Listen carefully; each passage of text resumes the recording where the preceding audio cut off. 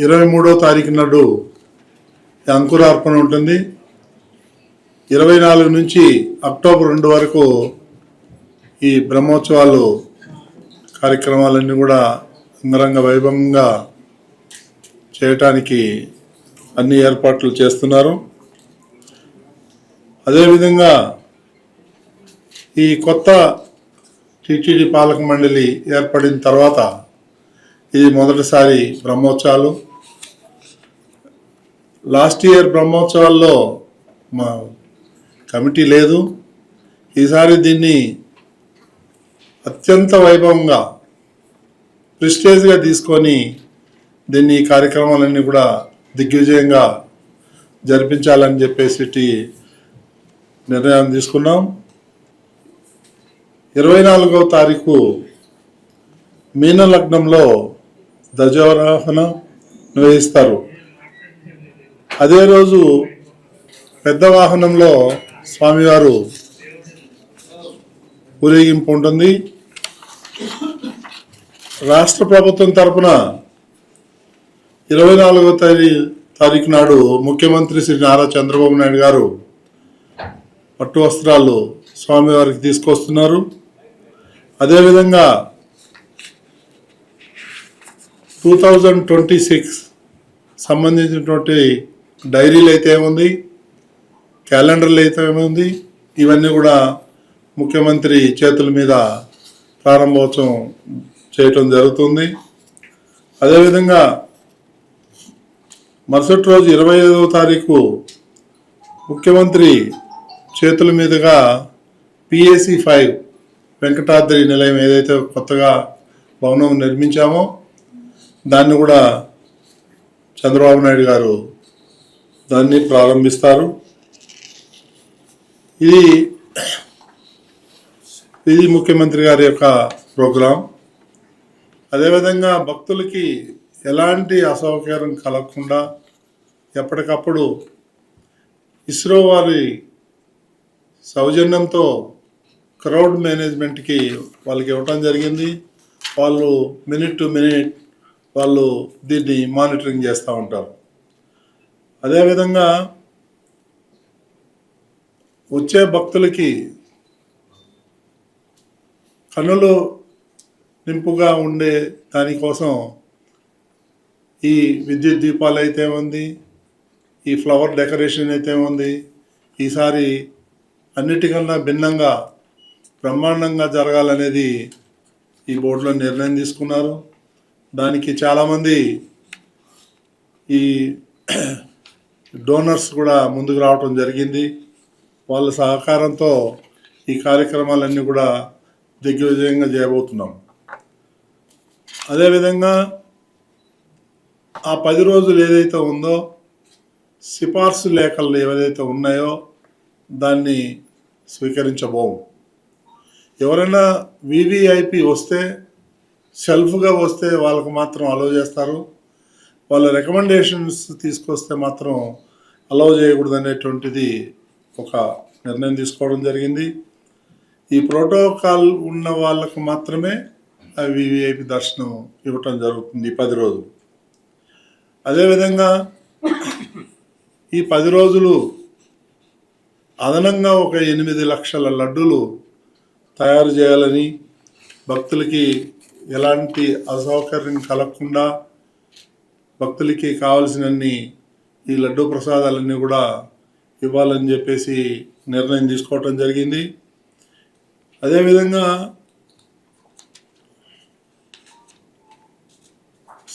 ఈ గరుడ సేవ రోజున సుమారు 3-4 లక్షల మంది వస్తారనేది ఒక అంచనా వేస్తున్నాం.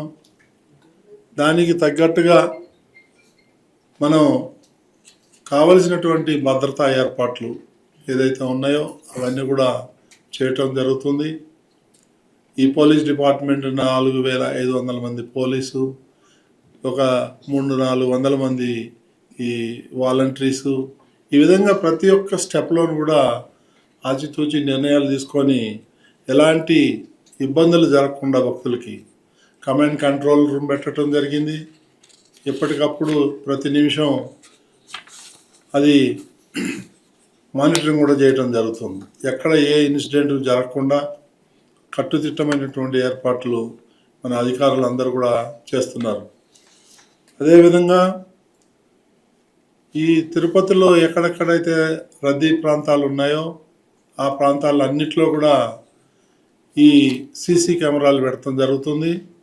అక్కడ కూడా ఎల్ఈడి స్క్రీన్స్ కూడా పెట్టడం జరుగుతుంది. వాళ్ళు ఎందుకంటే ఒకవేళ ఇక్కడ ప్రాంగణంలో రాకపోతే అక్కడి నుంచి కూడా వీక్షించేదానికి సులువుగా ఉంటుందని చెప్పి ఈ నిర్ణయం తీసుకోవడం జరిగింది. ఈ బ్రహ్మోత్సవాల్లో చిన్నపిల్లలు తప్పకుండా జియో ట్యాగింగ్ ఏర్పాట్లు చేయాలని చెప్పేసి ఆలోచన చేస్తున్నారు. ఇదే విధంగా ఏదైతే ఈ 10 రోజులు కూడా విద్యుత్ సరఫరా దాన్ని ఎలాంటి లోపం లేకుండా దానికి కావాల్సినటువంటి చర్యలన్నీ కూడా మన అధికారులందరూ కూడా ఎప్పటికప్పుడు పర్యవేక్షించి అన్ఇంటరప్టెడ్ పవర్ వచ్చే విధంగా చర్యలు తీసుకుంటున్నాం. ఈ విధంగా చెప్పుకుంటూ పోతే చాలా పారామీటర్స్ తీసుకోవటం జరిగింది. ఈసారి ఎప్పుడు లేని విధంగా కనీ విని ఎరుగుని రీతిలో ఏర్పాట్లు జరుగుతున్నాయి. మీరందరూ ఇప్పటికే చూసుండొచ్చు. కాబట్టి ఎలాంటి అసౌకర్యాలు కలగకుండా చేస్తున్నాం. ఇవన్నీ కూడా దేశ విదేశాల్లో ఉండేటువంటి వాళ్ళు వీక్షించేదానికి హెచ్డి క్వాలిటీలో ఎస్విబిసి ద్వారా అందరికీ కూడా లింక్ ఇవ్వటం జరుగుతుంది. ఈ విధంగా ప్రతిదీ కూడా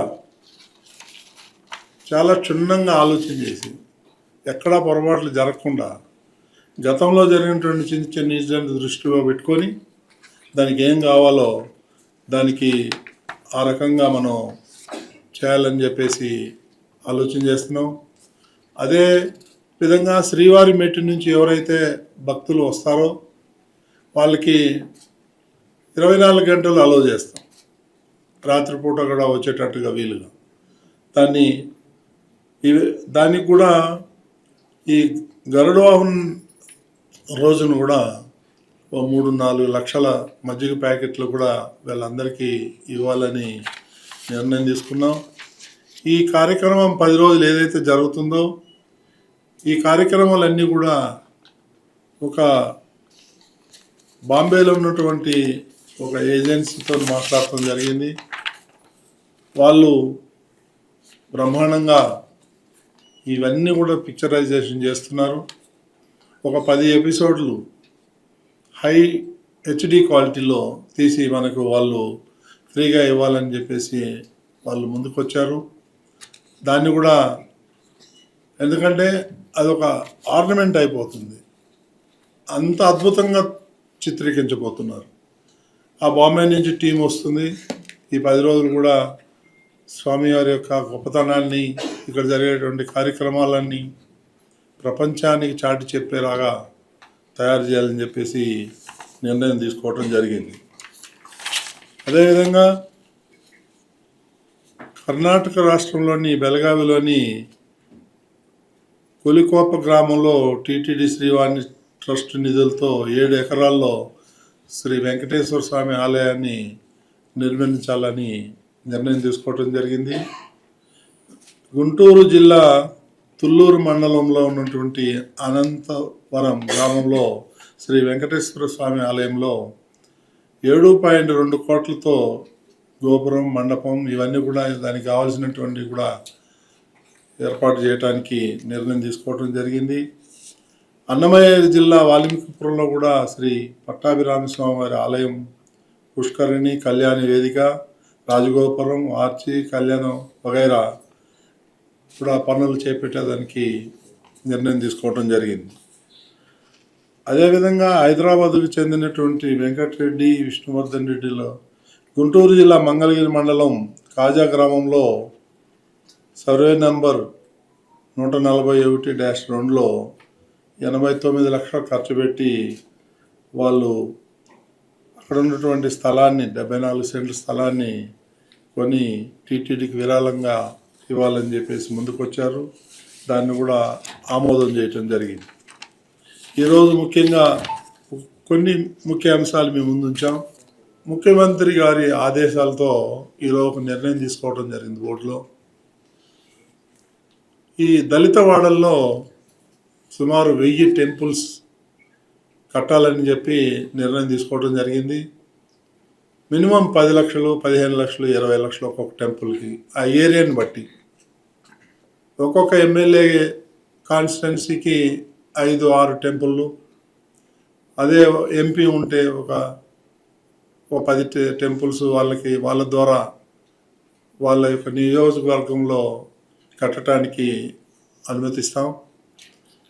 ఈ దళితవాడల్లో ఎక్కువగా ఈ కన్వర్షన్ జరుగుతున్నాయి.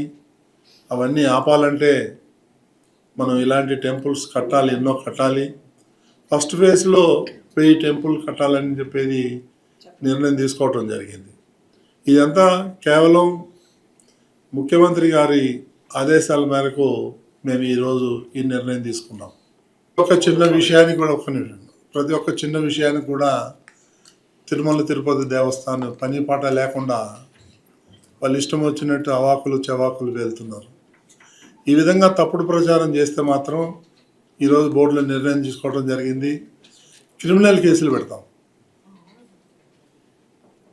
తీవ్రంగా హెచ్చరిస్తున్నాం ఈ బోర్డు తరఫున. వెంకటేశ్వర స్వామిని రోజు దుమ్మెత్తిపోయటం, చిన్న విషయాలను పెద్ద విషయాలు చేసి టీటీడీ యొక్క పరువు ప్రతిష్టను తీస్తున్నారు వీళ్ళు. కాబట్టి వాళ్ళకి నేను ఇదే హెచ్చరిక చేస్తున్నా. క్రిమినల్ కేసు పెడతాం, ప్రాసిక్యూట్ చేస్తాం, జైలుకు పంపిస్తాం తప్పుడు ప్రచారాలు చేస్తే.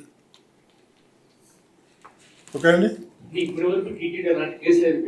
పెడతాం. ఇప్పుడు చూద్దామండి. ఇప్పుడు చెప్తున్నాగా ఈరోజు బోర్డులో డిసిషన్ తీసుకున్నాము. పోలీసుతో కూడా మాట్లాడుతున్నాం, విజిలెన్స్ వాళ్ళు ఉన్నారు, వీళ్ళందరూ కలిసి కలెక్టివ్గా దీన్ని ఈ గ్లోబల్ ప్రచారాన్ని ఆపాలి. తప్పుడు ప్రచారాలు ఇవన్నీ కూడా ఎవరికి ఏం దొరకలేదు, టీటీడీనే దొరుకుతుంది. రోజు ఏదో ఒకటి దుమ్మెత్తిపోయారు టీటీడీ మీద, అవాస్తవాలు, అవాక్కులు చవాక్కులు పేలటం.